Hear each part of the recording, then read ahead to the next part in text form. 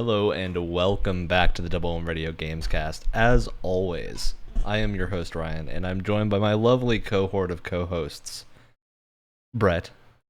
Hello. Alex. Oh, I'll be using my NPR voice today. That was extremely quiet. And Wyatt.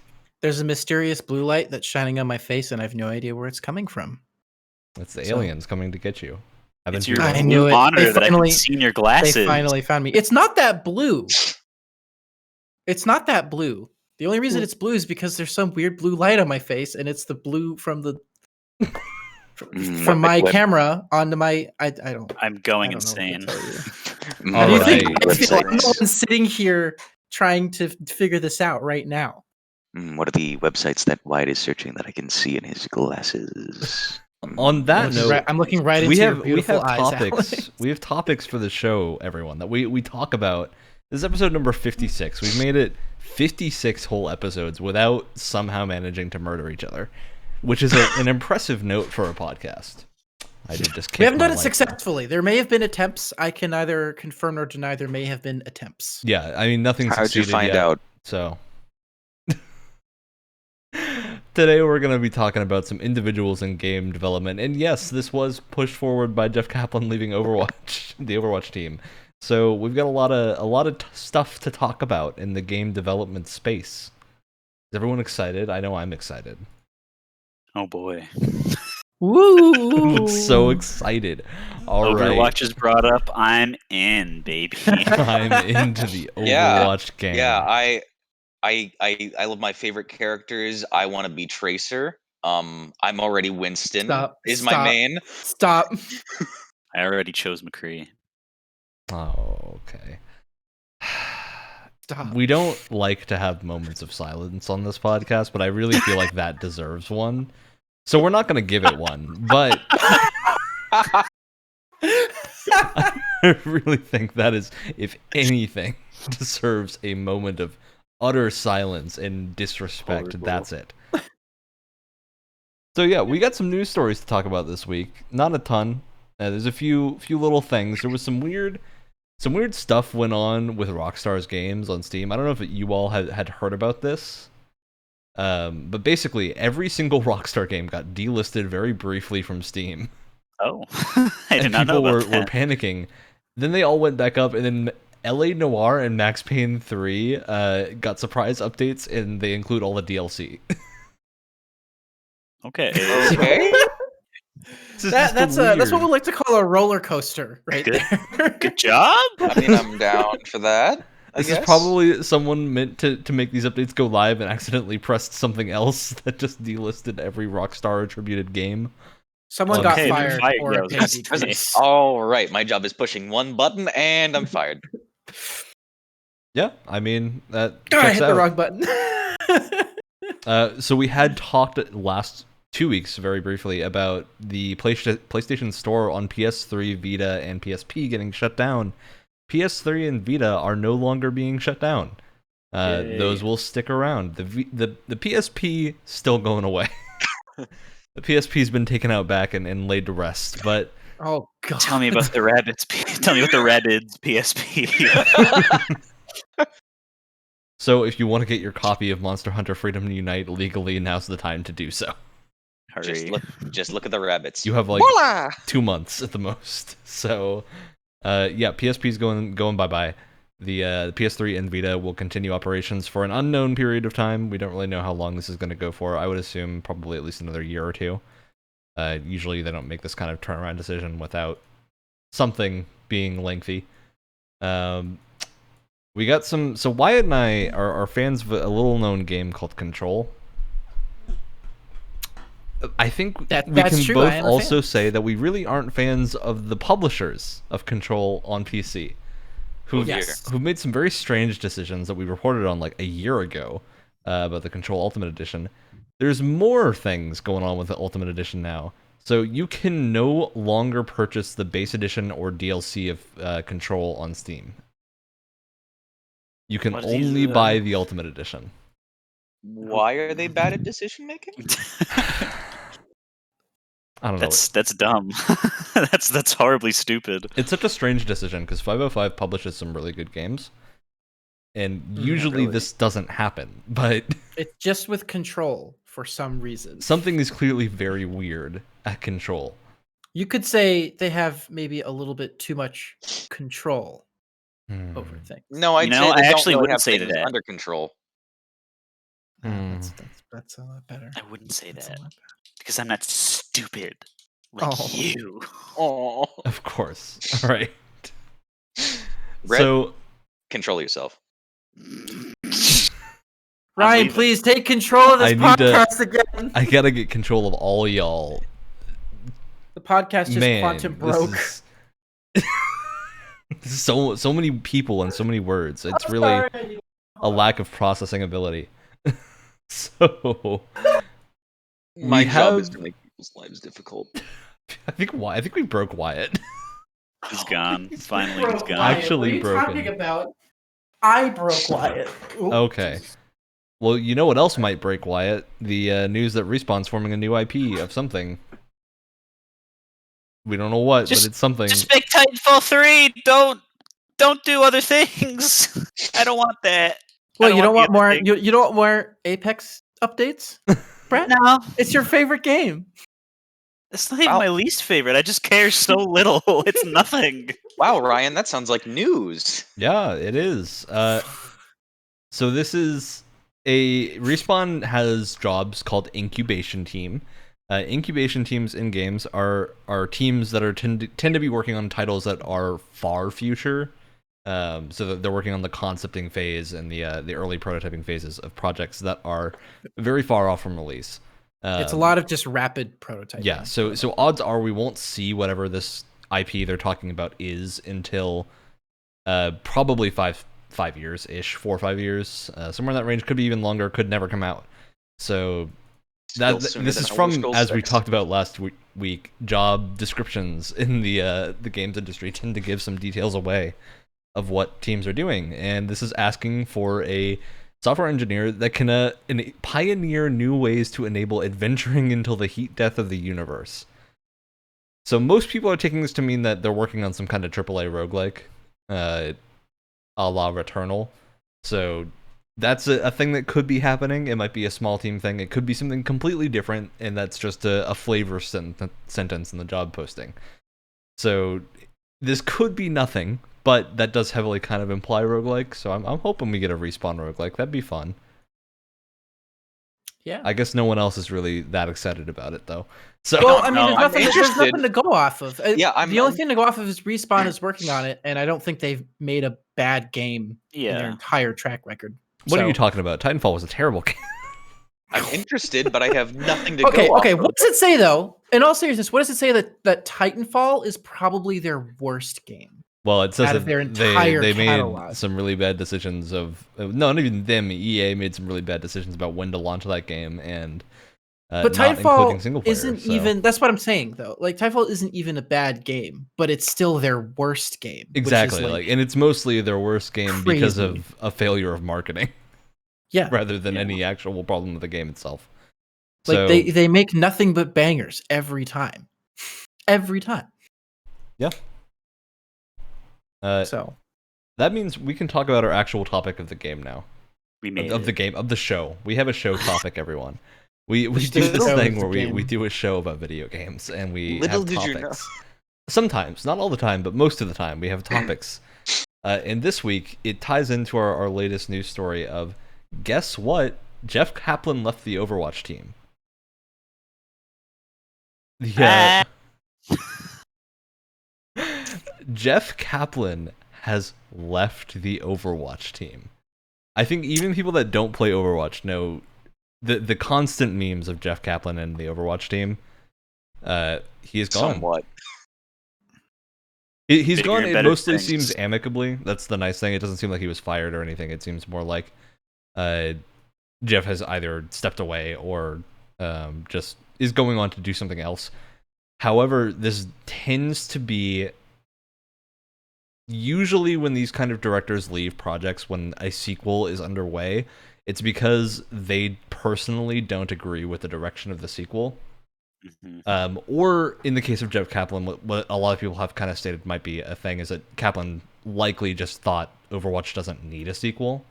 Overwatch isn't the kind of game that lends itself to a true sequel, as kind of demonstrated by the fact that it's not really a true sequel. It's a weird, like Kingdom Hearts 2.5 HD remake type situation of. I mean, especially because any like PvP related changes are also coming to Overwatch 1. So if you're just interested in competitive stuff, you're not missing anything. You know? I mean, I'm glad it's getting. I say this very loosely, knowing little about both of them. I'm glad it's getting the Titanfall treatment, where now the sequel has PvE instead of just PvP. It has but the PvE isn't like, from what we know, and this could totally be, there might be a campaign, like a proper campaign. They haven't suggested that yet. They've mostly been saying that what the PvE will be is PvE focused cooperative game modes, so stuff like Left 4 Dead Horde modes, essentially. Which is exciting, but at the same time, I don't know how innovative that will be. If it's enough of a selling point for the Overwatch community to get behind a second game. So that's the big question mark, I think. But that leads into our topic for today, which is individuals in game development, and more broadly, just like the effect of different development teams and people on game development in general. This is a super broad topic that we'll likely end up revisiting at various points as we get obviously more experienced and learn more things about some of the intricacies of game development of departments that we may not know much about. But yeah, there's a lot of stuff that goes on in game development, and people often both over and underestimate how much of an effect individuals have on games. So we kind of want to look at some individuals that have worked on video games and that you'll likely have heard the name of if you follow game development. At least of a few of these people, maybe not all of them, but yeah, we want to talk about different individuals that make games, essentially, and that are involved with studios. So we're gonna kick it off with Kaplan, because obviously he's like the one we're most familiar with. But before we talk about Kaplan, we do awards on this show. Now, to honor Jeff Kaplan's experience as Overwatch team man. Don't make me do an Overwatch award. I'm not making you do an Overwatch award. I'm making you do a what FPS multiplayer shooter should Jeff Kaplan be directing if it's not Overwatch? So Jeff Kaplan is leaving, and he's going to be the lead person on whatever team, and they are making a AAA FPS shooter. It is in a franchise that exists, so it is like a Halo, a Battlefield, a Battlefront, maybe. It could be not strictly FPS. FPS, TPS. No, FPS. Sorry, I misunderstood. Not multiplayer shooter. PvP. Yeah, multiplayer shooter. So he's leading this team. He's making a game with multiplayer shooting elements. Brett, what game franchise most needs Jeff Kaplan right now? Well, here's the thing. You said he's the one we know the best. I don't know a thing about this man. Exactly. Well, that's part of the point. One we know the best. That's why we're putting you on the spot. I think that's why I want to hear what Brett's outside opinion of having basically never. I don't know if you've ever had any Overwatch experience. No, I have stayed away from that game as best as I could for the last ever. And speaking of ever, you know what? Existing game franchises, multiplayer shooter games have been absolutely horrible and could use a man at the helm that has experience, actually. Screw it, Star Wars. Just Star Wars in general. Just Star Wars. Star Wars. Because I think you could take, I don't know, because Overwatch is like obviously like smaller than 64-man matches. Take Republic Commando, put a spin on it so it has a multiplayer also. There you go. And now you have clones with abilities or whatever. There's your Star Wars small team FPS TPS tactical thing with Jeff Kaplan at the helm. Yep. All right, great. Wyatt? See, I was gonna say Battlefront, but now I kind of want to change it because it was kind of already taken. Kind of. Yeah, a little. Just because they're hemorrhaging, leads and talent in general. Throw them on the Halo team. They need someone with a. Anyone. They need someone who can. They need anyone. Just anyone. No, they need someone who has a lot of experience. I think they just need someone who can obviously corral a lot of people together, and someone who's obviously, based on his past work, very focused on polish and balance. And that may be a bit of a controversial take, saying Overwatch is balanced a lot of the time, but compared to other shooters, yeah, it is. Take it from someone who's been playing way too much Battlefield 5 recently. It's not that bad. No, yeah, I think the Halo team might be a good fit for him.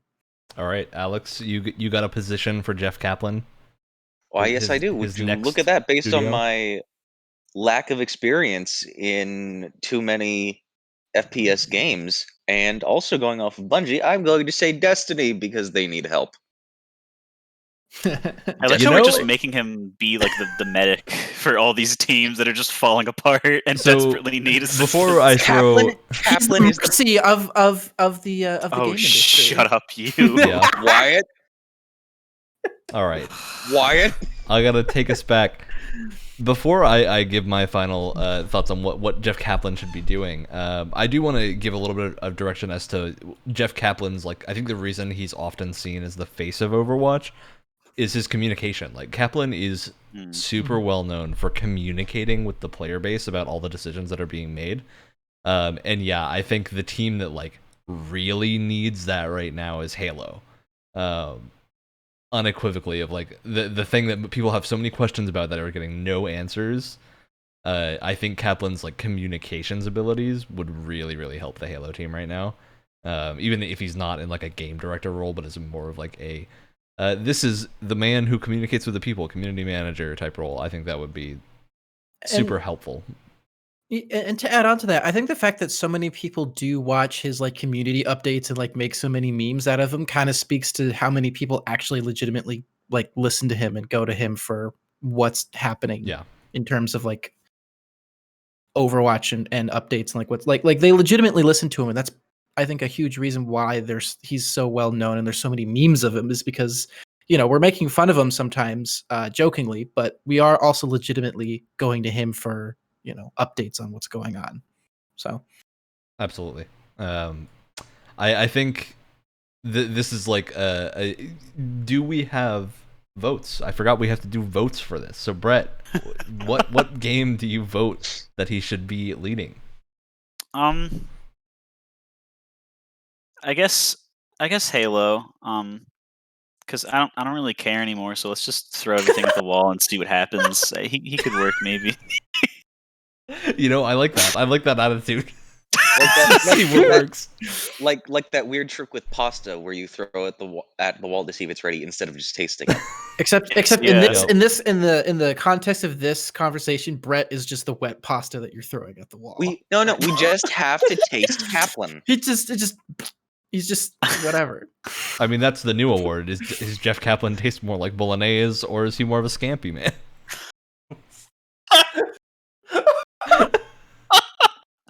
All right, Alex, your vote doesn't really matter because 3 of us are voting for Halo. Oh my god. I don't know enough to say anything else otherwise. All right, great. There you go. How many times have I won our awards, by the way? Oh, shut up. Probably about the same as the rest of us, to be honest. Because you got to realize that was a 2-on-1 situation. That I could have thrown a 4th in there, and I guarantee you would have almost certainly lost.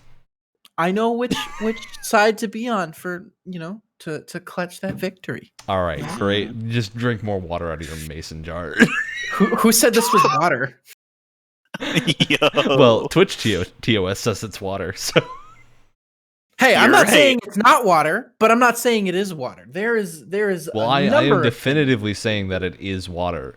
Thank you for letting us on your platform, Twitch. Please don't get rid of us. As am I. Okay.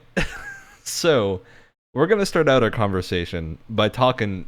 We don't have a lot more to say about Jeff Kaplan, aside from I'm going to go over a little of what he actually did on Overwatch, because I don't know. Just because Alex and Brett are not aware of this man. So, Kaplan was originally the director of Titan. Yes. Classic game. Everyone's favorite Blizzard game. Mm-hmm. Like I still want to see what more of Titan's stuff, because I'm very curious as to what it was actually shaping up to be. Well, apparently a lot of like Tracer's movesets and stuff was like, and a lot of her mechanics were like taken directly from Titan. And if it was supposed to be this like MMO, but it had a lot of Tracer's mechanics, that does sound very interesting. I mean, yeah, I'm just of the opinion that we need more MMOs that are different, and I think like an FPS MMO made by Blizzard has a lot of potential. At the same time, Blizzard has not made an MMO since World of Warcraft, and Warcraft is slowly kind of stuttering. I don't want to say it's dying, but it is. It's had some issues recently, and by recently I mean for like the past 8 years. So I think they're in an interesting position. But yeah, Kaplan was a director on that. But before that, he was a director on World of Warcraft. But he moved to Titan. And then Titan, he obviously ended up becoming the Overwatch lead designer and game director. So he was the big man at the heart of it all. But he's known mostly for having those interactions in like the Overwatch vlogs and blog posts, devlogs. So that's why most people know him. It's not necessarily that his effect on the game is super visible all the time to people that don't play competitive Overwatch. And I speak from experience. Overwatch was very briefly my job. Not playing Overwatch, but some Overwatch-related stuff, which meant that I had to know far too much about Overwatch. But yeah, Kaplan was really, really up into the hierarchy there, and we don't really know how much of the game's decision making was him. A lot, certainly, but we don't know like what specific things were often his choices.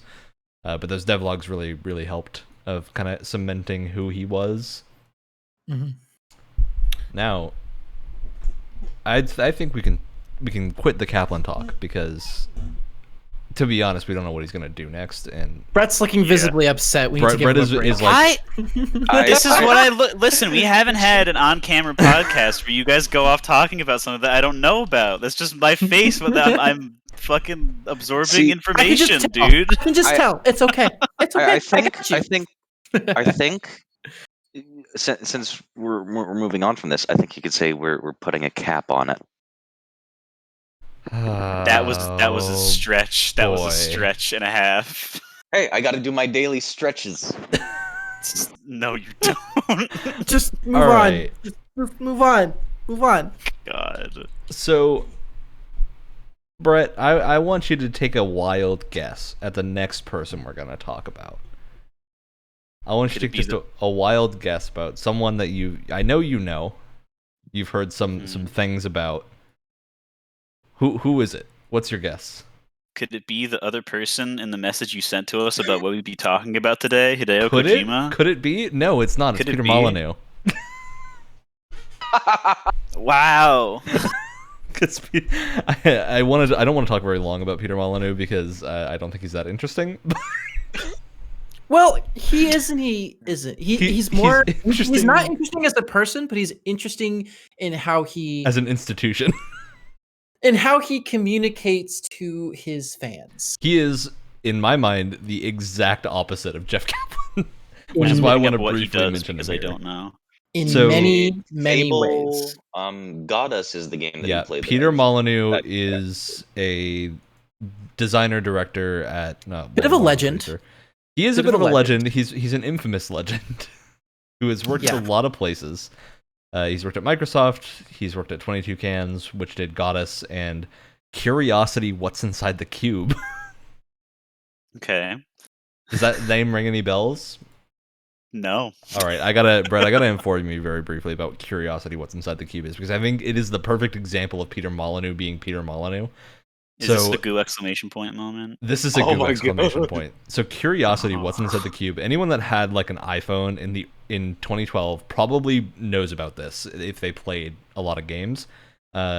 Curiosity, what's inside the cube was this app that 22 Cans released that was like this big thing where you would go to the app and you would tap at cubes and break some cubes, but everyone in the world was sharing the same gigantic cube to break it down to the center. And Peter Molyneux, the legend, had promised that whatever was at the center would be life-changing for the one individual that managed to tap that cube. I see. Now, the Kind of see where this is going a little bit. The life-changing thing was that they would be heavily involved in the development of Goddess, which was their next game. However, the cube's winner, the final person, was an Edinburgh resident named Brian Henderson, and he was given the option to either keep the contents of the cube to himself or announce it with the public. Henderson shared what it was, and it was the ability to be the sole powerful digital god within the release of Goddess, and a small portion of all revenue that the game made would go to that person. Whoa. Now, I want all of you to take a wild guess at how many pounds good old Brian Henderson has seen from 22 Cans. The equivalent of $5. It's the equivalent of zero. It is nothing. Not a I remember single when thing. I downloaded Goddess, it was either like 99 cents or free. Yeah, Goddess is dirt cheap now. Goddess came out in 2014. It's not very good.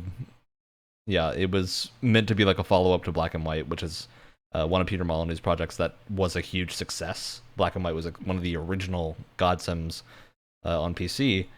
And obviously, like, Fable was a huge success and went on to be Fable 2 and 3, but Molyneux has this habit of over-promising and under-delivering to a degree that is insane. It is astonishing.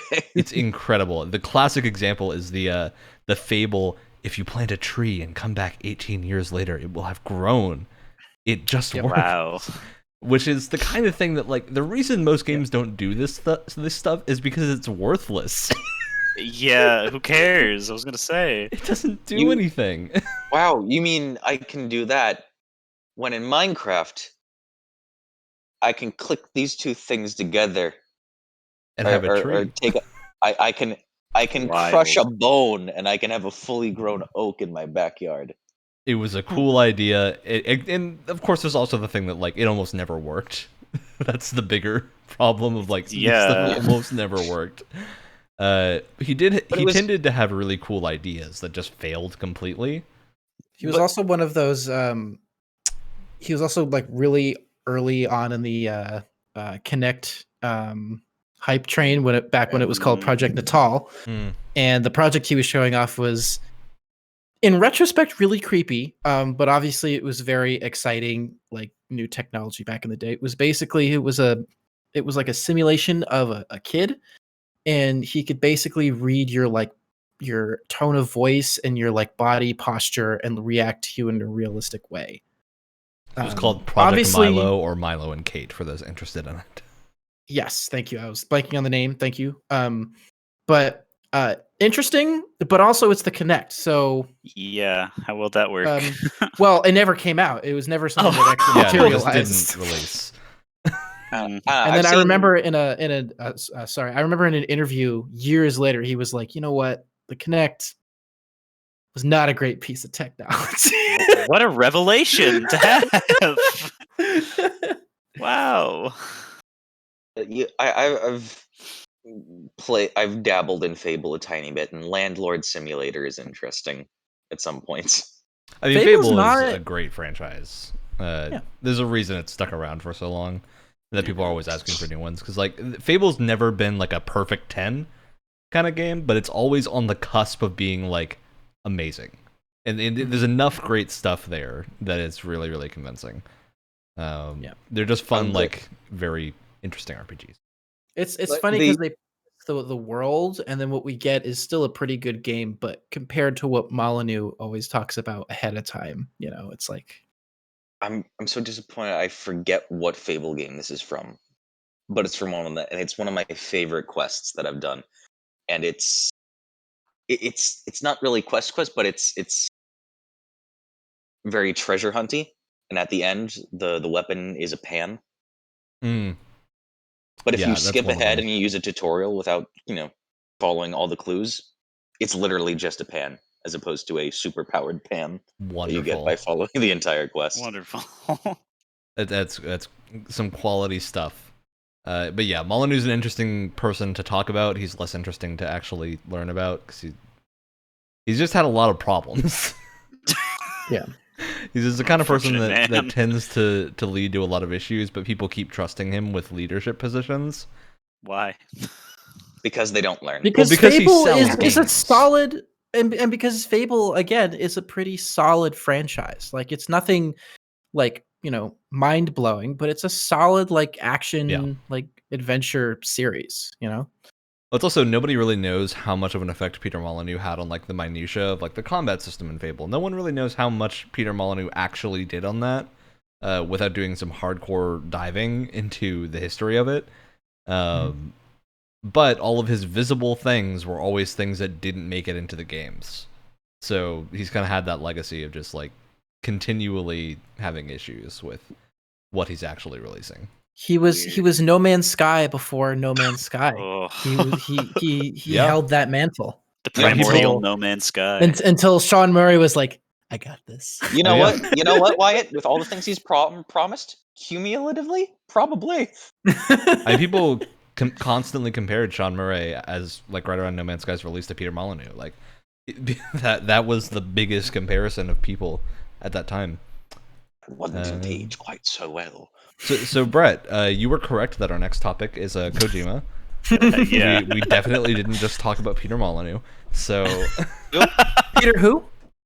so Brett, Peter Kojima. why don't you introduce Peter Kojima to us? Hideo Molyneux. Hideo Molyneux Kojima is a funny little man who's known for making helming classics like Metal Gear Solid, and now Never heard of that series before. I know it's so underground. Really going for the deep cuts here. Yeah. Space knots or whatever. And then Death Stranding is obviously his newest thing. Thing. Yeah, it's a thing. Project, game, He was doing film. PT, right? Art. What? Art He project. was doing PT, right? Yes, that- he was doing PT. That's another thing he did. And yeah, no one really knows what he's doing now, but He's working he's on Hanging out something. with Mads Mikkelsen. something. He's just hanging out with Mads Mikkelsen. He's, I think, the first person, which I know there's only like including him 3 that we've talked about so far, but I think the first person that when you say, "Oh, this is a this person game, this is a Kojima game," like interest all of a sudden goes up like 5 million%. Mhm. It's also Kojima games are identifiable as Kojima exactly. games. Yeah. There's only a handful of directors, I think, that have that ability. Yeah, he definitely transcends like just being a director to kind of being more of like an artist sort of thing, because you can see his, not to sound like a that guy, but his brush strokes in the finished product, especially with the Metal Gear games. Like you can tell that they're Kojima games. Is his what?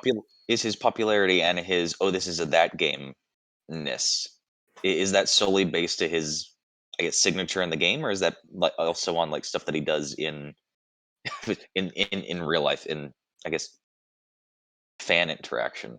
He's a pretty from what I've seen, he's a pretty casual, normal guy in fan Yeah. interactions. All of his Yeah. weirdness is contained in his actual projects. Well, It's not like Kojima's a Suda giant 51. Like Kojima's a giant nerd. If you follow his Instagram, he just tweets out pictures of like retro games and cool and, like, movies he's seen. watched. Yeah. Like it's just fun stuff. Yeah, he seems relatively normal as a game director, but he just has this. When you play a Kojima game, after about 5-10 minutes, you're gonna know that you're playing a Kojima game as soon as someone walks on screen and their name is either Die Hardman You'll or I mean, you'll start a game like trying to escape a hospital when you're, half dead, and then you'll end that mission being chased by a giant flaming unicorn. No, and then you're like, oh yeah, whale. It was a flaming whale. Excuse me, I was thinking of something else. Flaming And whale. don't forget the flaming whale never way more shows up again. sense. The That makes way flaming more whale sense, excuse me. never shows up again. Never ever, never ever. Remember, single-use symbolism is the most effective. Disposable symbolism. it's like a Kodak camera, the ones you just take 11 pictures of and throw away. On Fire Whale, the curtains are blue. Also, his past few projects, he always has very like mechanically dense games as well. Like there's and system dense. Like there's just so many like things going on. Like especially it's the reason why whenever I play one of his games, right? They're always really good, but there's so much going on that I can't play them for very long without feeling like mentally exhausted. Like I play Death Stranding in like half an hour to 45-minute intervals because each step there are so many things going on that you have to keep track of that it just becomes like tiring, and not in a bad way. It's just like it's not Call of Duty where you can like, potato chip, like I can play 10 matches and not feel a thing. You play like 10 minutes of Death Stranding, you're just like, oh. Yeah, when it comes to Death Stranding, literally each step. Yeah. Which sounds like an over-exaggeration, but we're not kidding. The man turned walking into a complex game mechanic. A complex and engaging game mechanic. That's the important thing to note there. It's engaging.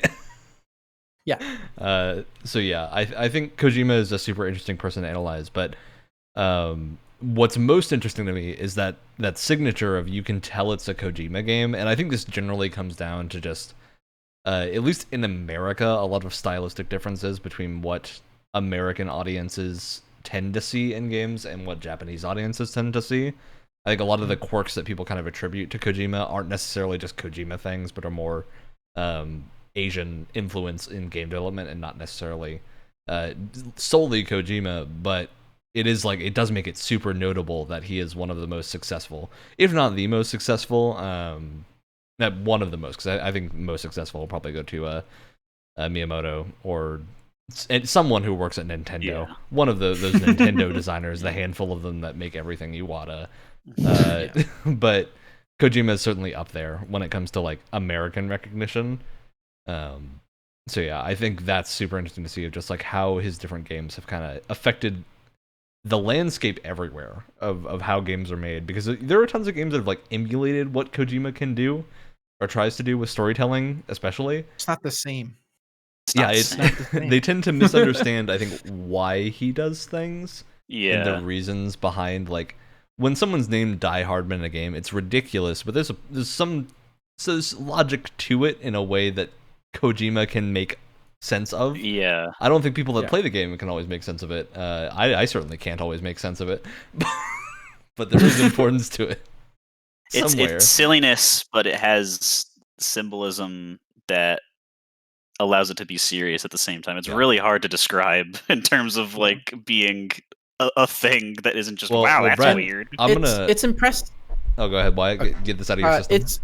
It's impressive too how he can market really weird things and make a huge profit from it. And he's such a big name, and he makes like such polished AAA work, but they're bizarre and like just so out there. Like a lot of AAA games are nervous to go too far to the left or the right. They want to stay right in that like what's recognizable, what's kind of like safe.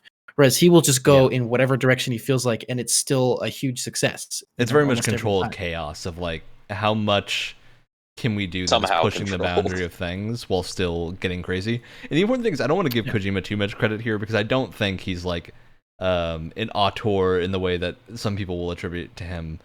I don't think that term tends to apply. I legitimately don't think he thinks of himself that way. I think he plays that up for the audience. I think there are occasional interviews where it comes off that way. Well, but whether he actually feels that way or not is different. But there are times when it's like, even if you read if you listen to the full or whatever the full interview in context, there are times where it's like, all right, buddy. I mean, so the important thing to understand about interviews, because I think this applies to literally anyone, if you read interviews with most people, they sound a little bit braggy and self-entitled. The reason 'Cause that the is interviews are about because them. interviews are marketing, and they're almost certainly the way interviewers will ask you questions. And this is the same, like, if you apply to a job and get a job interview, it's functionally the same thing of, like, you are not being asked to give the most straightforward answer generally. You're being asked to sell the thing you're doing. And there are exceptions. Like, it tends to be exceptions far after the fact of, like, once a product has been there for a long time and Kojima is doing an interview about, like, the original Metal Gear or something like that. You'll probably get more straightforward answers, but at the same time, by that point, like, can you even remember what you were doing for a lot of it? But yeah, the point I was going to get to was that I think this is where that Asian influence thing comes in of Kojima understands when things need to have meaning and when they don't, in a way that I think a lot of Western developers tend to try to emulate but miss, in that, like, characters don't always need to have meaning to every single thing they're doing, and names don't need to have meaning to every single thing, but you need to make sure that that is known to the audience. And I think, Brett, this is where you're gonna be on hopefully the same page with me. I hope so. So there's a few pro wrestling groups in the world. Now, I'm not the biggest pro wrestling fan. I just this last week was my main introduction to pro wrestling. I'm like 2 years in, so I'm almost the same. But... So I'm not hugely into it, but there's one distinct thing I've kind of noticed when looking at, like, WWE versus New Japan Pro Wrestling, and it is very much the style of performance art that is being done is subtly different in a way that is distinctly cultural in different areas. And it's like, when you're watching New Japan, there's a lot of, like, high flying moves. It's almost like luchador style stuff of, like, a lot of acrobatics, a lot of very character based stories, and it's a little bit faster paced generally. Whereas WWE is more about, like, those big moments of building up to, like, a gigantic hit or something, or the build up of, like, when you're seeing the Undertaker go on this gigantic streak, and, like, building to the moment that the streak will be broken, or, like, whatever. Building to, like, a big collision moment, whereas often those Japanese stories are more about telling these little moments that kind of together build this larger thing. Because I think it's hard when you're looking at, like, a Metal Gear game to be like, this is the moment it was Metal Gear, right? There's not a lot of moments in, like, a Metal Gear game where you tend to call out, like, that's the moment. There's little things of, like, oh, you're not playing the same character in most of the games, but there's not usually those moments. Whereas, like, in Western development, you look at, like, Mass Effect, you think of the Reaper invasion. Like, there's tons of stuff happening that is bombastic and big, and I think it's important to, like, see that division that Kojima tends to create within his work. So what I'm, I guess, understanding from this sort of or translating it into my thingy is it's the difference between the journey is important versus it's the end of the journey that's important, or the crescendo. Yeah, I'll give you a metaphor, a simile, if you will. Yep. And this is in typical Brett fashion. Alex gets the bad puns. I get the bad metaphors. So this will be as convoluted as possible. I'm ready. I'm ready. So you're at the beach party, right? The American, the Western games, that's the punch, right? You take a sip of that, you go, that was pretty good. Now I'm going to go back to the beach party. The pool that you go into and you go, that's cool. That's nice. That's a Kojima game. Because you start Metal Gear and you're like, I am in a Kojima game now. And you start, like, any Western version of that would have just been like, oh, third person shooter or shooter. It's just like, this is a third person shooter until it asks me to do this mechanic, or until this moment happens, or until the train explodes and takes 17 minutes to stop exploding, or it's things like that. And obviously it's not like every it's immersion, but not like immersion the same way it's usually talked about. It's just immersion as in, like, you are in Kojima's world versus you're in a game that Kojima made, and every so often it's going to remind you that Kojima made it. Yeah, I get what you're saying. That horrible way of explaining it. But I mean, I think the simplest but on that way... note, if you play Phantom Pain, he will constantly remind you that it is his game. Well, I think that mission. is the nature of the Konami feud. Almost assuredly, he made sure his name was in there because it wasn't in the final credit. It wasn't in the box anymore. So that's an entirely separate situation. But yeah, I think you didn't know that he made that game before starting that game, boy, howdy do you know by then. But yeah, I think when you look at Asian storytelling in general, this is more of a broad spectrum thing and not limited to like Kojima or Japan. A lot of Asian motifs and whatnot tend to focus around the middle of a storyline being the most important part. That like journey itself is the most important bit, whereas a lot of like Western stuff focuses on a climax and building to that climax. It's just kind of a cultural difference in like how storytelling tends to be done. There's a lot of legitimately really cool essays on that kind of thing if you look into transcontinental storytelling and like how different continents tend to tell. It's not about the similar destination, it's about the journey. And the important thing Real is Kojima. It's about family. we don't mean Journey one to is the better West. than the other. We're just saying it's different ways. No, they're of just going about different. things. No, they're just different. Yeah. And I think the reason it stands out so much in America is that there's very little of that Japanese mindset when Kojima's games were super popular. Now there's a lot more of that, but before the era of like the internet being everywhere, digital storefronts being the huge thing, you can like access games made anywhere.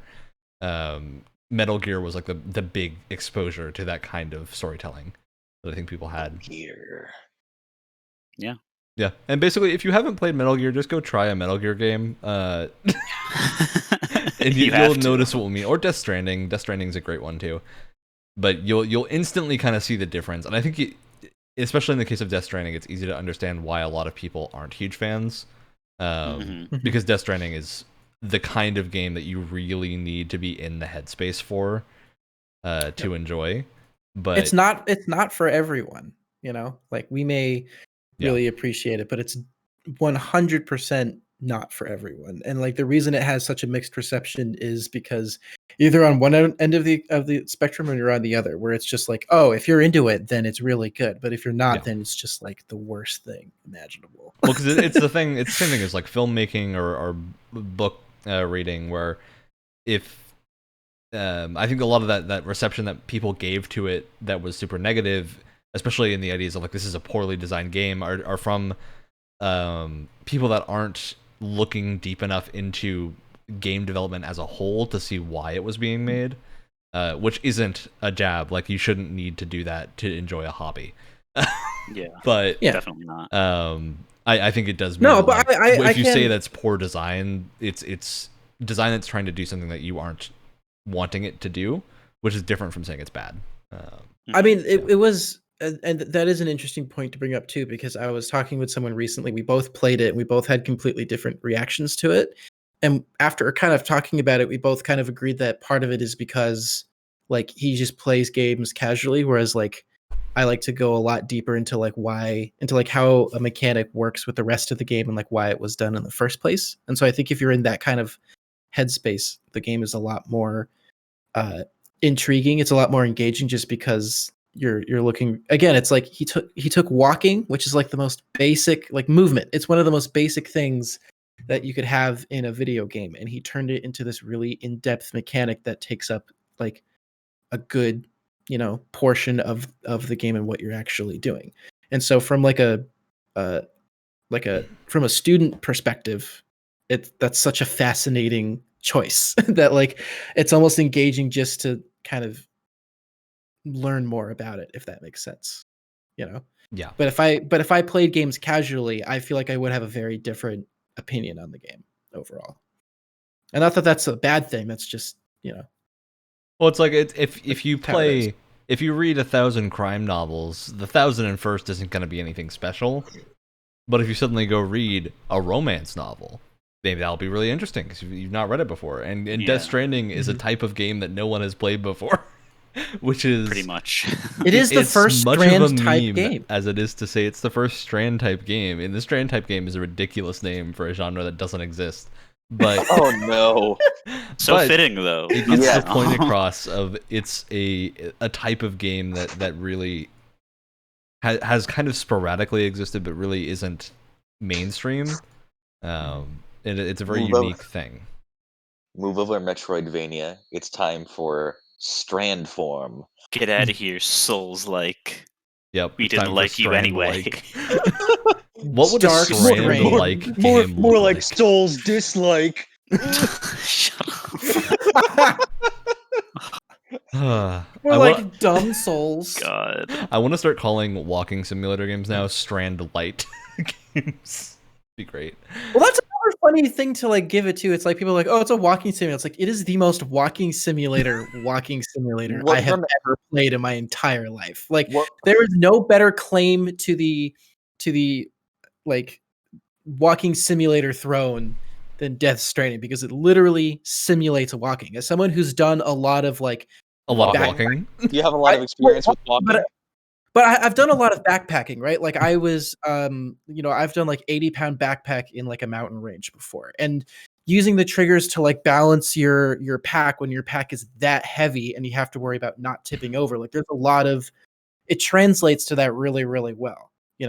Like you have to make sure that your balance is right. You have to make sure that you're stepping in the right places. You have to be really cognizant of your feet and the way that the pack is positioned on your back. And so in terms of simulating like heavy backpacking, it's actually does a really good job of that as someone who's done a fair amount of it before. Yeah. I definitely agree with that. So we could talk about Kojima all day, and I'm sure eventually Brett and I will end up doing an episode about Kojima. It's gonna happen. It's like I was talking about. One of these days. And not me? Wyatt, have you played Zone of the Enders? Yeah. Shut up. Which is, I hate to absolutely shatter your dig at this poor man, Ryan, but Kojima literally just has his name on it and said yes to the mechanical designs, and that was he produced the thing. I just think it's hilarious. Which is, it's important though, because he's the first of the three guys, like kind of connecting to what I said earlier, that you could literally just put his name on it, and that's a selling point that people will be like, I gotta get this because of him. I mean, even if you play Zone of the Enders, there is that distinct feeling that this is, if not Kojima, someone trying to emulate Kojima's style of certain things. His friends. Yeah, he was like, you emulated my style well. I'll put my name on it. Stamp of approval. So there's another famed Japanese developer that I think goes hand in hand with Kojima's discussion, especially when talking about some more recent releases. That it's a little name that I think it's becoming almost as popular as Kojima. It's a little known man by the name of Yoko Taro. Beautiful boy. Beautiful little orb head. Alex, I see the confusion on your face. Do you know who Yoko Taro is? I do not. He is Nier Man. I am under a rock. He is Nier Man. I do. Oh. Mm-hmm. Yeah. Oh. Which I've not been playing at all. And I'm going to put the controller down because I have not been playing it at all. I've not been playing Nier the entire time. This discussion was just a way to like out what you're actually doing. So that's what that blank stare was. Well, you didn't have something to talk about. But I also didn't have something to talk about. Yeah. So Yoko Taro is, I would like to think, in a similar position to Kojima now, being super well known. He just has a much bigger head. Yeah, he wears a giant moon on his head all the time. The Orb Man. Which is a reference to Nier. Yes. But yeah, so Yoko Taro is interesting to talk about because he was relatively unknown until Nier Automata bombasted itself into the gaming landscape and scored like numerous 10 out of 10s. Yeah, so Yoko Taro is basically a writer, director for Drakengard and Nier. And I don't know, Brett, have you played Drakengard? I have not had the pleasure yet, but... What is this episode again? Fake fans. Well, Drakengard's hard to play. It's hard to find those games.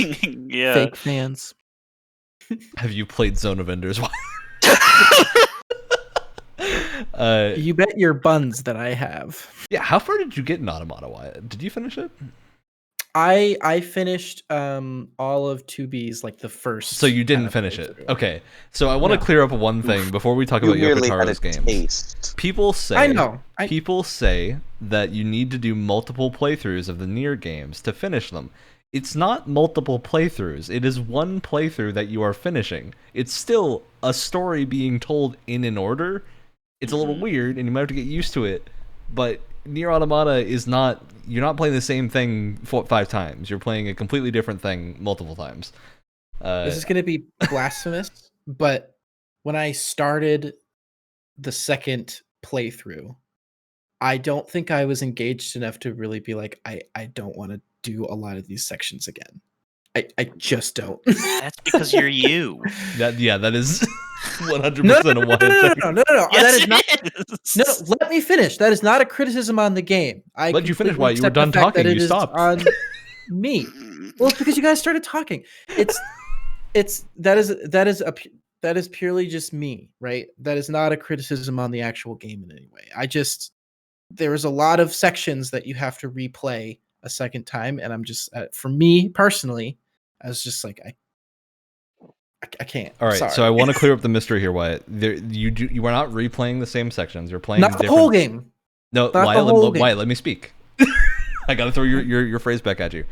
So I did legitimately time this because I had this reaction of so this isn't really spoilers for Nier Automata because this is something that was in the advertising that you play as both 9S and 2B at various points in the game. So you are replaying a point. For little bits, you're replaying stuff that seems the same. It's not the same. That's the important distinction there.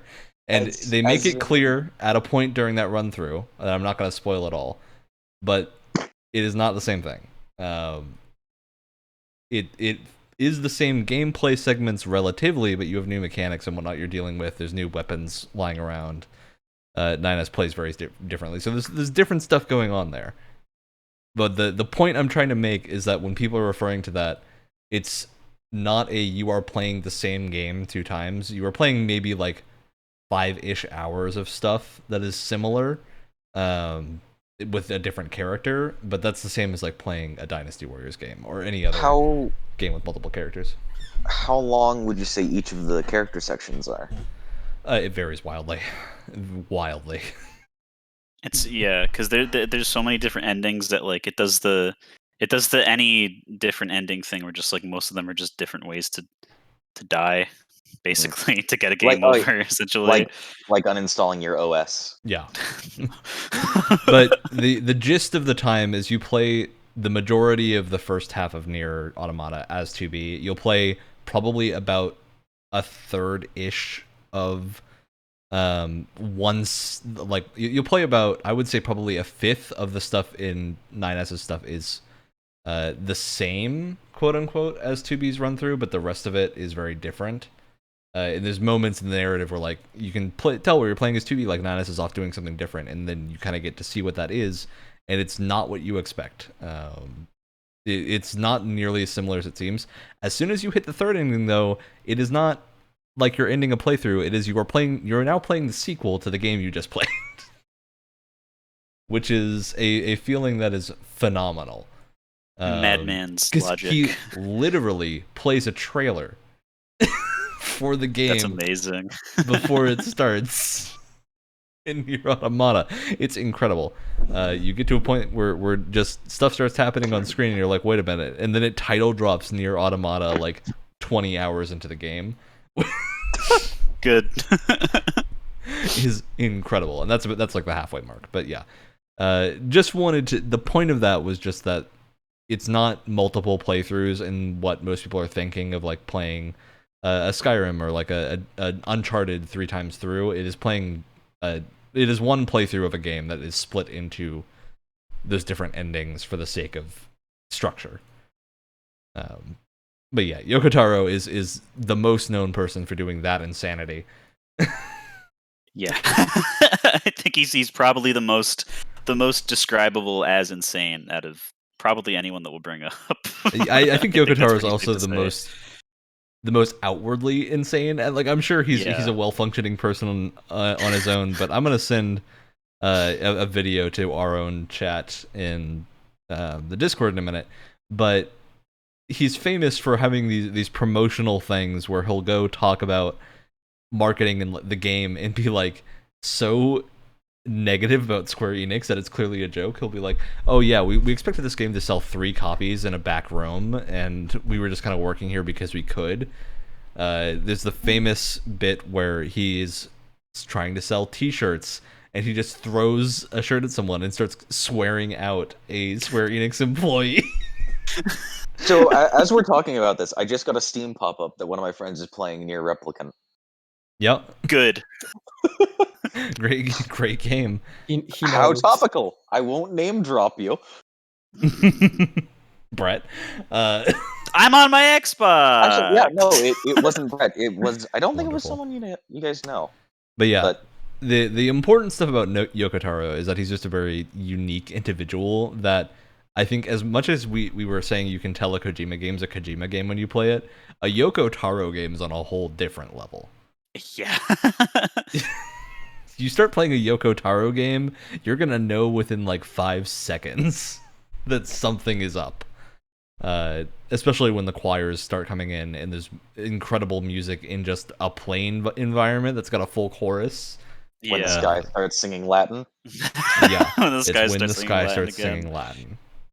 And then if we're going off the pool metaphor from earlier, when the pool suddenly turns into a wave pool and then a text adventure for some reason, and then all the water in the pool becomes Jello, and then the games change like every 20 minutes. It's literally just he's a crazy person making video games. It's amazing So- because they're actually good. Is Near Replicant a, I guess, quote unquote sequel, since the sequel to Near Automata was in the game itself? No, Near It's- Or is it Replicant. in the same It's a remake of the universe? first one. It's Yeah. a remake of the Remake. Near first one. Automata was a sequel to Near Replicant. Yeah. Because the original Near Replicant came out on the PS3, and it was Oh. technically Japan only because we got the dad version where the main character is the dad Yeah. and not the There was brother. some different content and whatnot. Yeah. But yeah, I believe the weird thing is the US version, Near Automata, is a spin-off of like the final ending of the Japanese version, which isn't in the US version of the game. Of course. So it doesn't. But I don't- you're forgetting, Ryan, that Nier in its entirety is off of like ending like J of Drakengard 3. That's the only Exactly. reason that Nier exists. It's incredible. There's so much bonkers stuff behind It's wild. everything that's going on with Yoko Taro. I just think he is the perfect example of a video game director that should be a disaster. Like, by all logic, Yoko Taro's game should be trash. But because he puts on this insane persona, and I am like 95% certain it's a persona, because there is no way these games could be as well written as they are if they were legitimately written by someone crazy. Yeah. I was so close to making a Balan Wonderworld joke. Balan Wonderworld Don't. is a joke. You don't need to make any jokes about it. There we have it. Right. Tells itself. Just say Balan Wonderworld, that's It is the setup and the punchline All in one. every time. Yeah. I don't know. Yeah, Yoko Taro is just super interesting because of that strange persona and the fact that the games he makes are actually incredibly well written. It's kind of stunning, which is wild. Like it's a type of writing you don't tend to see very often in anything because it's so like it's so rock solid that it's incredibly rare. Most of the writing I've seen that's like that is from like weird short stories or a lot of like classic literature and not video games. And then of course he has the moments where you compare that to him saying the reason 2B's in a miniskirt is because he likes girls. Yeah. It's literally just unhinged in every single way. You know what? Based. I love the honesty. I love the honesty. Like people asked about why Near Replicant had that weird version 1.2224 something whatever at the end, and he was like, "Yeah, there's just a number I came up with. It kind of sounded cool at the end, so don't really look into it that much." Awesome. Like I love it. Absolutely. I love it. Especially because you know there's going to be one person who takes him saying don't look into it to mean do the exact opposite. Exactly. And they will dedicate a year of their life to looking into why it was named that number and then find You nothing. can't tell. Because he You wasn't can't lying. tell if he's winking.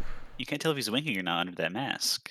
You can't. You will never know. Therefore, you should always look into what he says when he tells you not to do it.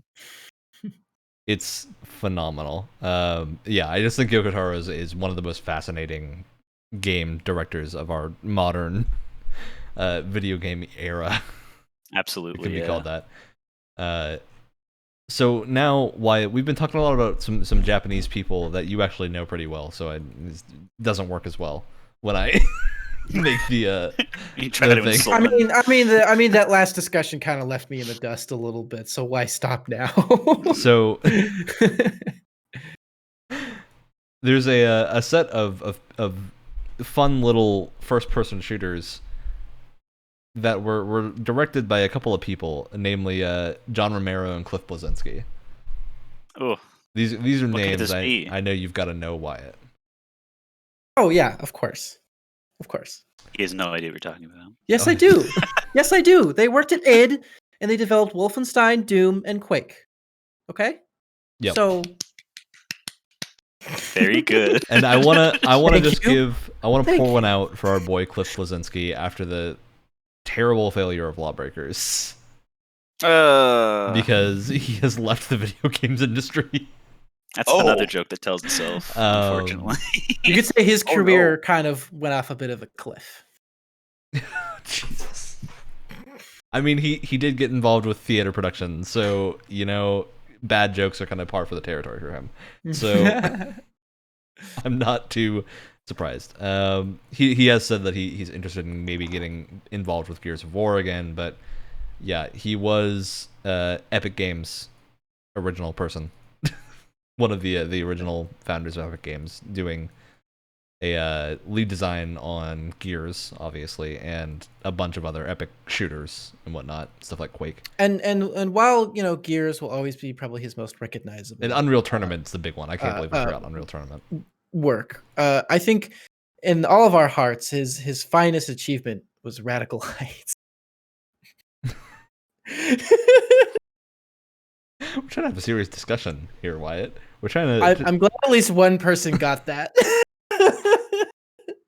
I'm glad for you too. It was I'm happy for you. It was the game that came out quickly after. You know what? Never mind.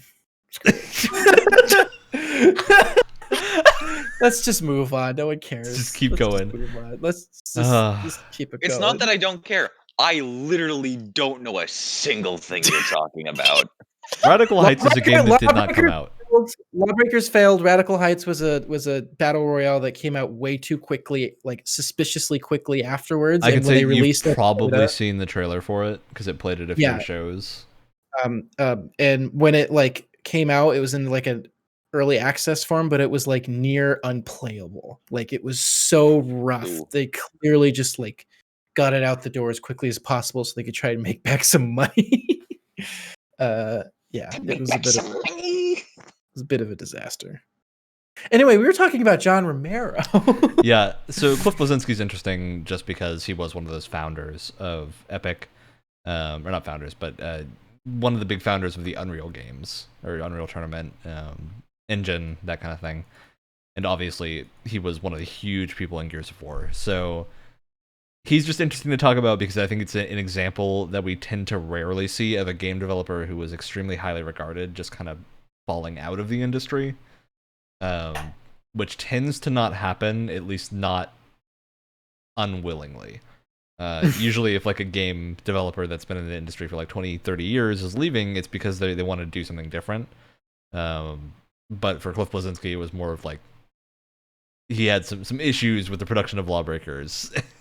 or because they got caught doing something. Yeah. But Lawbreakers was very much a scenario of that. The game had a lot of elements that could have been great, but had no marketing whatsoever, basically. Aside from one or two show appearances, had a very generic art style, which doesn't help when you're that kind of thing, and especially coming out in the post-Overwatch era of video games. So generic Epic art style, or generic? Just generic. Here's this year's version of photorealism, but with brown. If you look up Lawbreakers, it just looks like generic sci-fi-ish shooter. It looks like Call of Duty Advanced Warfare, basically. Like, it looks like what your very dad thinks of when you just say the word video game. Exactly. It's just what immediately. No. up. Okay, even better. It's what you see in a movie when someone's playing a video game and they have some like generic crap on the screen. That's what Lawbreakers looks like. And they're just sitting there like smacking the controller. This is Call of Yeah. What he said. Yeah. Yeah, so I do think Cliff Bleszinski is more interesting as an example of what has happened to some game developers, and as well as just like the viciousness of the games industry at a certain point. And id Software and a lot of FPS studios are specifically known for that. Some of us, I think Wyatt and I, have had the pleasure of one of our professors being a former id Software developer that worked on a lot of great games. And he talked briefly about like how the studio was like, and it was very, very intense from everything he was saying. Like, it's super passionate, but very intense. It's not. I think it's a different phrase than crunch, because a lot of the time people assume crunch is always like mandated. It was more that like everyone wanted to work like 50, 60 hours a week on this project because they loved it. But that means the environment is always super intense. Like, everyone's working a ton. You're pushing other people to work that much because just by working that much, like, it's not even, you may not be asking people to actually work that much, but like if you're working 60 hours a week to do this thing, people are going to feel bad if they aren't, right? It's like FOMO and peer pressure combined, but with money. Yeah, pretty much. Yeah. So which is kind of more common than you might think. Like, I know that I've heard a lot of other, like, I seem to remember, like, around the time Last of Us 2 is coming out, a lot of similar things are being said about the way Naughty Dog operates, where there was crunch, but it was partially because people were legitimately passionate, but also because it was like an unspoken thing. You know, it's like, if you want to keep your position, then you kind of have to do it. But they're not going to tell you to. Or we'll replace you with someone younger who's willing to work more hours for less money. And then we'll make you sign documents saying that you can't tell anyone about this. And then you're just going to leak the story online anyway. Exactly. Because you're not allowed to make you sign documents saying that. Now Jason Schreier exists, and people can get that out there. So thank God. Hey, I had nothing to do with it. That man was created in a lab. Look, we'll talk about Jason Schreier next, but there's some. I think John Romero is another example of just a really interesting early video games person that had some excellent things. Like, Romero is a person that's set up a handful of studios that have had a lot of success. Obviously, id Software is the gigantic example of it is still making incredible games to this day.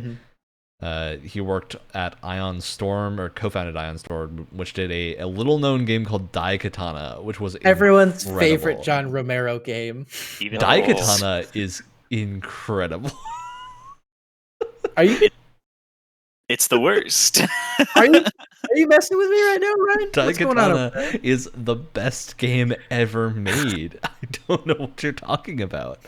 Well, he's an interesting, like his legacy is interesting, but also the way he like carried himself in like id's early years is really interesting, because he's one of the only like game developers that I know of that had a legitimate like rock star kind of lifestyle, where he was like buying all sorts of expensive stuff and doing crazy things and all this stuff, where it's like you don't really see a lot of that kind of persona in a lot of other like well-known developers. Not anymore, at least. Definitely not anymore. Yeah. So basically, after he left id Software, he had a string of weird games. He had a mobile career for a long time, which was really interesting.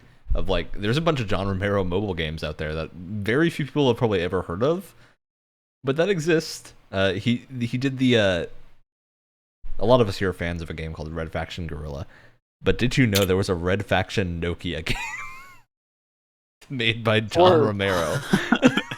Why? For the Nokia. How have I not played this yet? For the Nokia. That was. Do you not know about this? The Nokia, was it the N-Gage, right? Yeah, Nokia, it was the N-Gage. What a piece of hardware. that is. It's basically a phone in the shape of a taco that also played games. Yeah, I'm not even kidding. It's in the shape of an actual taco. Well, what's interesting is that after that, Romero basically became more of just like a journalist, not even a journalist, but like a public figure for games than an actual games developer.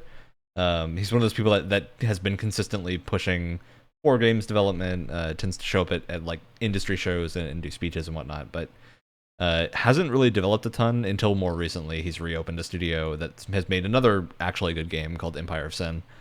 Romero has his own game studio now, so it's interesting to see that like he literally just left the industry for 10 years to make mobile games and then returned as a spokesperson. Yeah, it was a little sabbatical after the intensity of it. It's kind of like what Konami's doing right now.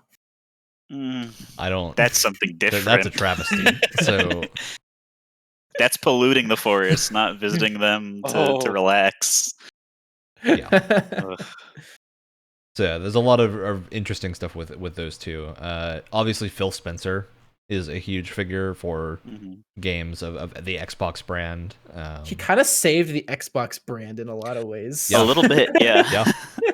I think that's. I mean, obviously, it wasn't solely him, but I think under his leadership, he kind of really turned things. Well, that's part of what I wanted to talk about today. Is that like it doesn't matter if it was him or not. What matters is that he's the person that was pushed forward.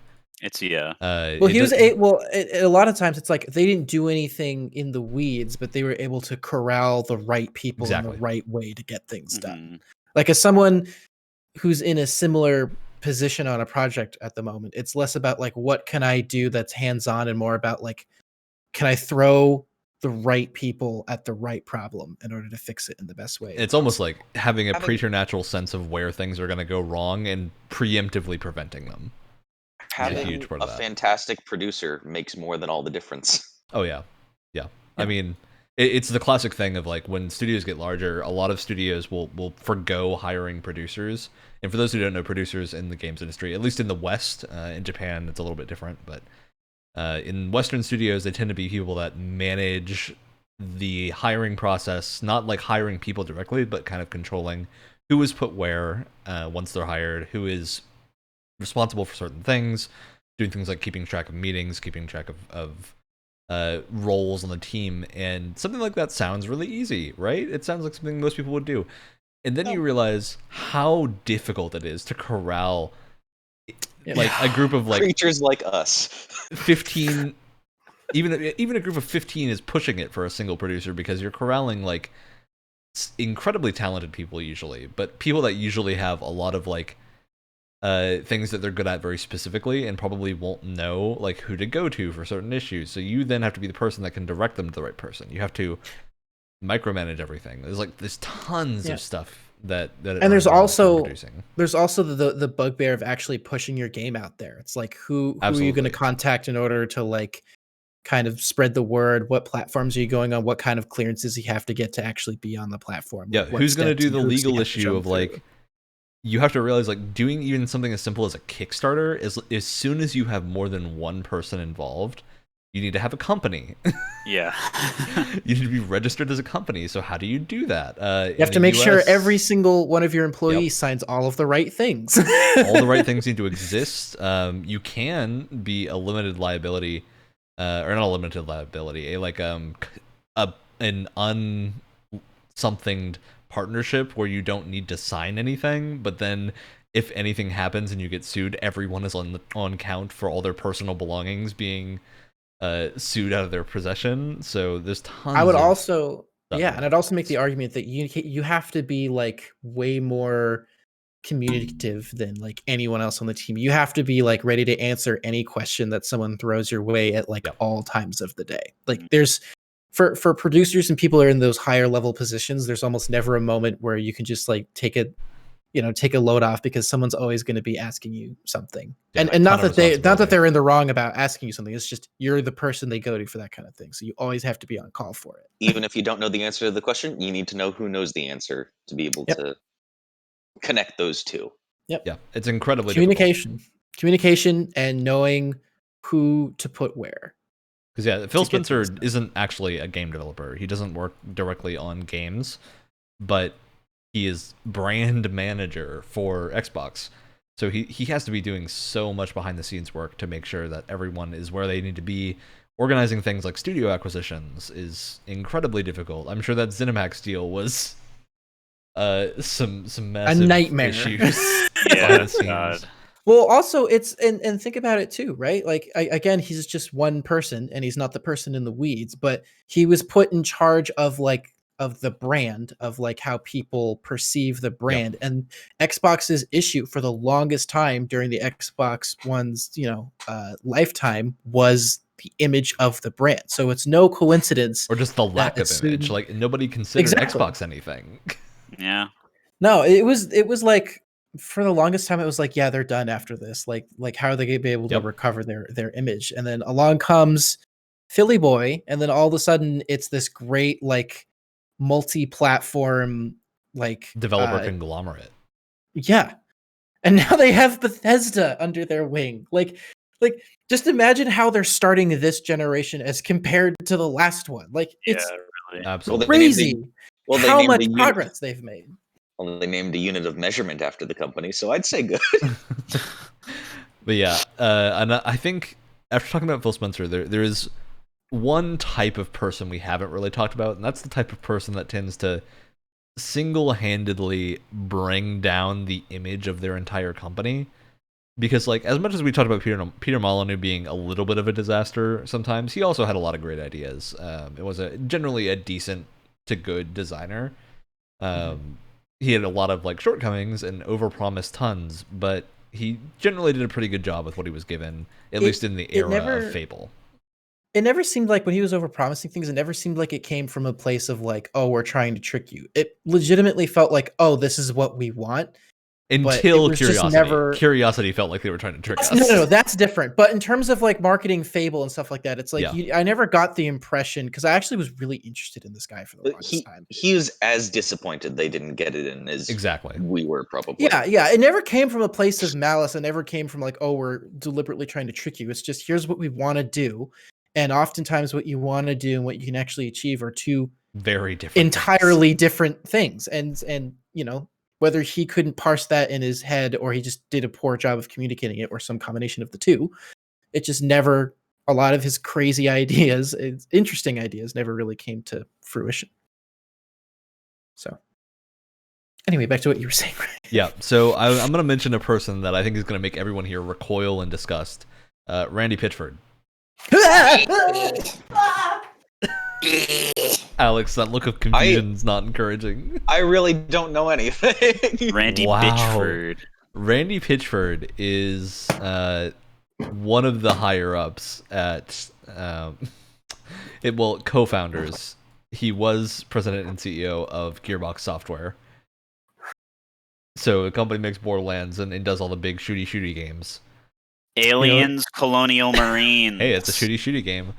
Duke Nukem Forever. Shooty game. Oh. Battleborn.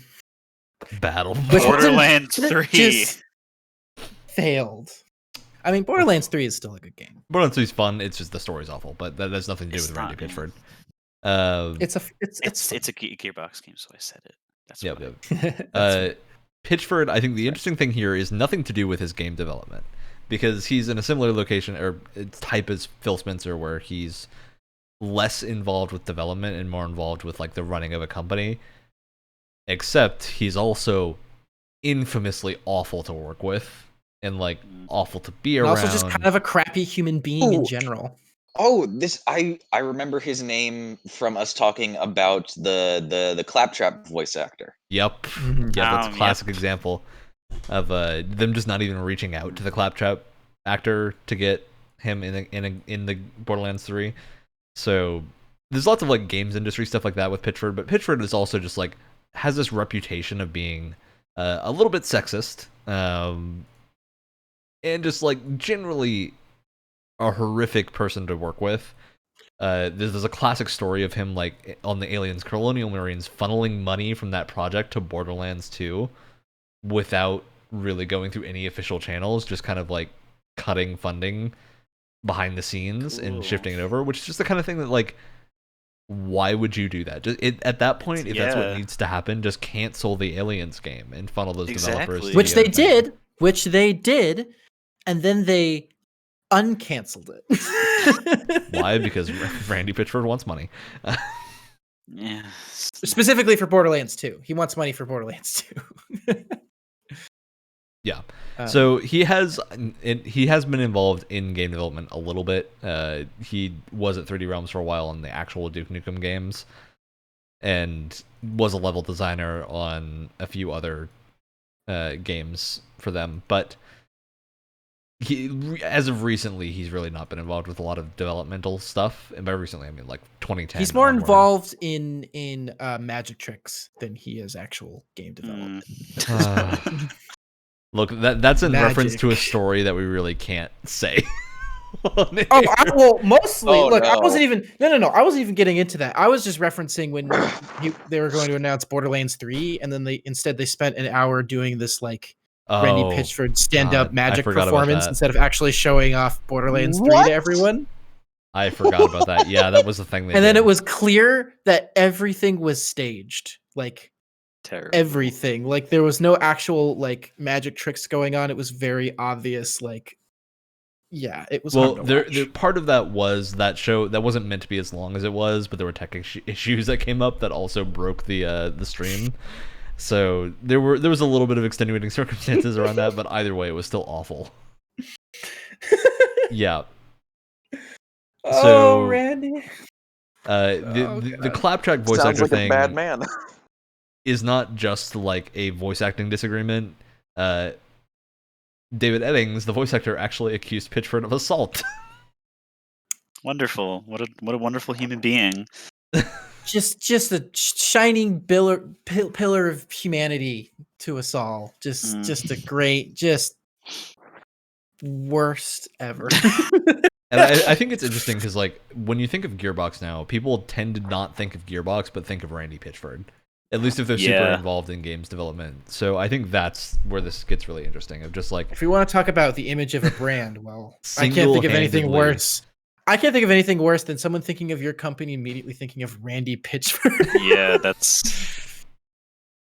bad. That's rough, buddy. Yeah. Yeah. Interesting thing on the level design thing, by the way, all the credits, at least for, I forget what game it was. I think it might have been like a Doom Pack or one of the older Duke Nukem games. Yeah, all the designs that he did are like level by Randy Pitchford, finished by someone else. They all have a finished by credit that's a different guy's name, and it's like, really, dude? Yes. You didn't even. Oh, that's like that's subtly Wow. saying he's the idea guy, and then the other person's the yeah. actual level designer. Yep. Exactly. Yeah. So there were a few other developers we could talk about. I do definitely want to talk about Miyazaki at some point from the Souls games, but we will certainly talk about him on some Souls related episode because there are plenty of things we could talk about related to Dark Souls. Elden Ring Games Club. You know what? Just as a really quick aside, something that I think technically counts for this, but I think should still be at least mentioned. Yeah. Games that were made by a single person, like Toby Fox. Oh yeah. Oh Toby yeah, Fox, that's they would count, a good definitely. example. Yeah, Toby Fox. I think Toby Fox is really interesting too. Just to briefly talk about him, for those who don't know, Toby Fox is the solo developer of Undertale. The interesting thing with him in media specifically is that like something I learned recently is that when Undertale exploded, he actively asked some publishing or marketing journalist areas to not do reviews of the game because he was afraid of how much attention it was getting. And he was like, the analogy he used in an interview was that he felt like a tiny dog in the headlights of a bunch of cars on the road. I'm like, that is the sweetest thing I've ever heard. Yeah, I think Toby Fox is a great developer who made the game he wanted to make, which has spiraled out of control thanks to reasons outside of his control. Just the internet being the internet, and the internet has a lot of toxic people in it, and they did a lot of toxic things to Undertale and Undertale's fan base. It's like lots of. And now they're all gone. I leave for 1 minute. We start talking about the Undertale fan base. We're basically done talking about the Undertale fan base because that's its entirely own thing. Thank God. But just like Toby Fox himself, fantastic developer. Like not even to mention the fact that he basically learned composing video game music for Undertale and made that banger of a soundtrack. It's so good. Like I think that is like the one unequivocal thing you can say is incredible at Toby Fox is that incredible work on the soundtrack and just the game in general. Now we could talk about Yuji Naka, who famously created Balan Wonderworld, but I think that's unnecessary. So instead, let's talk about Jason Schreier. Okay, jeez. I think Jason Schreier is a good end point to this because he has become the unequivocal face of games journalism over the past like decade at this point. Which is weird to say because like games journalism is a weird thing. Like it doesn't work a lot of the time the way that other journalistic things work because games are inherently very personal. There's tons of people always working on them, so it's hard to tell what is true and what isn't. Jason Schreier's just got this like incredible record of being correct with everything. The man, the myth, the reviewer. And also incredibly professional. I think that's the big thing with Schreier is that a lot of games journalists have a tendency to be less serious about what they're doing and they come really off as more play fanboys than like which is fine because like games is a hype medium. It's a medium that lives and dies on hype. Very true. But you need to know when to not be hyped. Like Schreier, well, if you follow his Twitter, he occasionally will just tweet out that he's super hyped for a video game, and I'm like, that's awesome. But when he's writing his articles, it's from a unbiased kind of perspective of like analyzing the facts, looking at how these things are being made. He doesn't look at it from a fan perspective, which is the right mindset to be in for. He actively distances himself from a fan perspective, which is great. Yeah. And obviously that doesn't work for every style of journalism. Like if you're doing reviews of a niche genre like fighting games, you're probably going to want to be a fan of fighting games because that's the people that are going to be buying those games that will be interested in your review. There's certain minutiae you need to hit. Yeah. I mean, the man just has the craziest connections to the industry I have ever seen. Like, I legitimately don't. It's like he's got.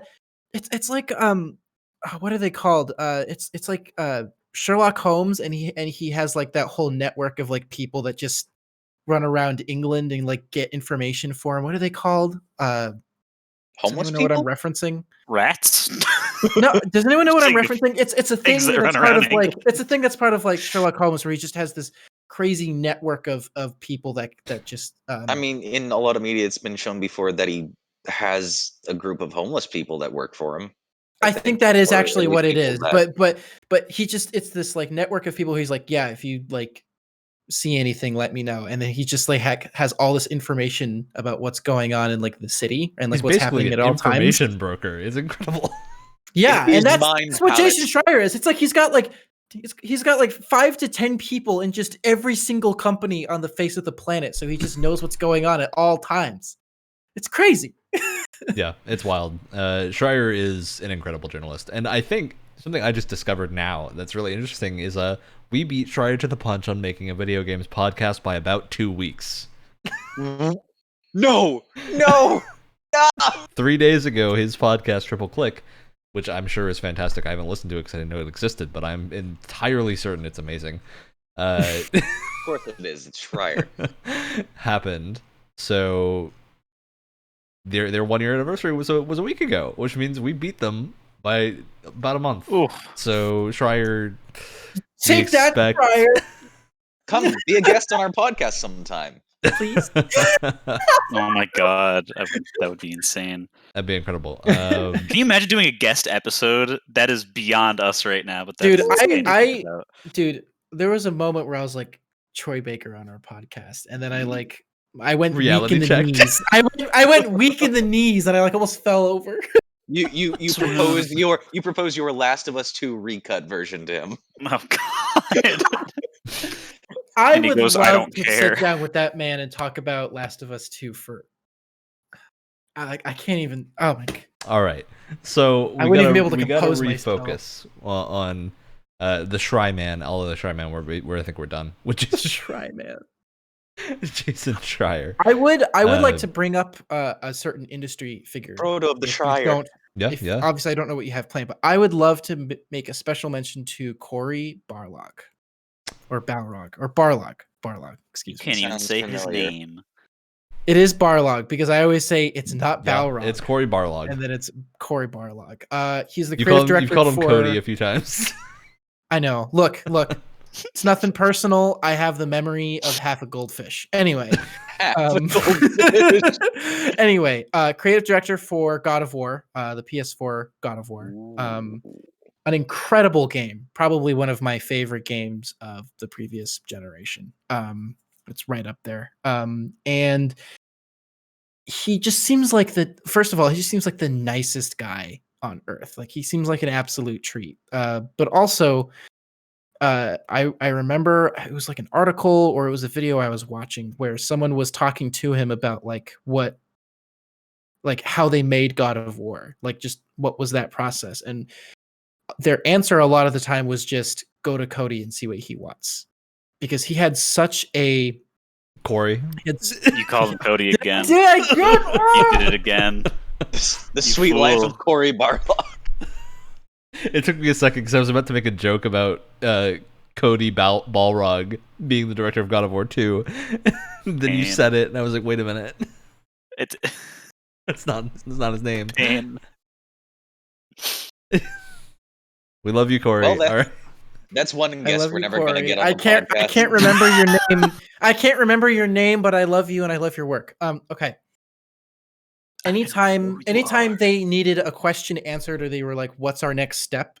the answer was always just go to Corey, which speaks two things to me. One, he has an incredibly well realized vision for what he wanted God of War to be, and also he has strong communication and just a good relationship with everyone on that team. If they're willing to just go to him for all of these questions and all of these problems, it just means that he had such a strong vision for what he wanted that game to be. And I think whoever you have at the helm needs the confidence, and they need that well realized concept. And I they think need that knowledge of the rest of their team. Like that's a huge part of it. Is that Cory Balrog or Barlog knows. You've got me doing it now, Wyatt. I'm sitting down with me. It's a sickness. Look, you get the first name wrong, I'll get the last name wrong, and together we'll get it right. And Alex and I won't say anything, so we will never get it wrong. Together we make one functioning human being. But yeah, one whole goldfish. You need an incredible knowledge of all your team members to do that kind of thing, of knowing exactly who to send people to, who to divert things to that need to be doing it. Also, a good understanding of the work too. You need to understand the person, but you also need to understand the work that they're doing. It's like you need to understand what building out code for something is like. You need to understand what animating is like in the process and the amount of time that it takes, or modeling something. It's like you need to understand how long things take and how best to go about that. And obviously, due to the end result, I think Corey had a pretty good understanding of those things, because it's God of War and it's one of the best games that came out last generation. Absolutely. And also, and again, I'd like to stress, he just seems like the nicest, sweetest man on earth, and I just want to give him a hug. All right, with that, we've officially hit the end of our episode time. We gotta do the thing we do at the end of episodes called shoutouts. I was going to say eat a pastry, but okay. Okay, well, sure. If that's what you want to make your shout out, you can eat a pastry. No. It just sits there in silence. It's like, Alex, what's your shout out? Just crunching a Are pastry. you going to finish that croissant? Oh, there it is. That's right. There you it get to is. see the face doing the voice now. There it Hey, is. everybody, it's me, Oh, Carl. God. Oh no. End it. That is End it. horrendous. And my sadness. And my suffering. God. Hello, darkness, my old friend. All right, Wyatt, give us a shout out so we can get away from these two insane people. What are you talking about? Shout out to Cory Barlog once again, because he released a video where it was his initial reactions to seeing all of the review scores for God of War. And it's like the first time he had seen them, and it was just his unfiltered reactions. And it's legitimately heartwarming, like, especially as someone who, like, has made games before and always want, and there's always that moment of like, oh God, how are people going to react to it? It's like, it's such a, it's just, it's heartwarming is the only way I can describe it. And it's a great little video. Don't you mean Cody Barlog? Balrog. Cody Balrog. You can't even get the wrong name right. Oh God. Makes it better. All right. Brett, I'm sure you're ready now. You know what isn't heartwarming? Crying at 3 a.m, and that's why you should play Nier Replicant because that's what that did to me. Well, Brett, can you say the full name of Nier Replicant? I can cheat and press the Xbox button and read it. No, I can't because it's cut off. Never mind. Try and do it try and do it right now in the moment. Not a true fan unless you know the numbers that Yoko Taro made by heart. That's why I accept I'm not a true fan. Something. 3.14159265358. All right, Alex, what's your shout out? My shout out is to once again cram in one more developer who single-handedly games. I forget the title of this episode. Good job. Oh no. Shout out to physicist William Higginbotham, the creator of the first ever video game titled Tennis Game. There you go. The most important one that we didn't even mention. Yep. All right. That means I gotta give a shout out, and I really gotta give it to a little game called Fire Pro Wrestling World for being the game that Brett saying wrestling triggered me to go play Fire Pro Wrestling World, which triggered me to then go find a WWE game that I had lying around, which triggered me to then go watch WWE, and now I'm stuck. I've been cursed. Let the loop commence. Well, that's it. We did the show as always Tuesday morning at 7 a.m. on every podcast platform imaginable. Not really, but most of them. Even ones that only you are currently imagining. Ones that don't even exist yet. We are out on the ones you have definitely heard of. Yep, that's true. That one is true. We're definitely out on the ones you've heard of. But I'll take it. You can also check us out on YouTube. We have face cams about half the time.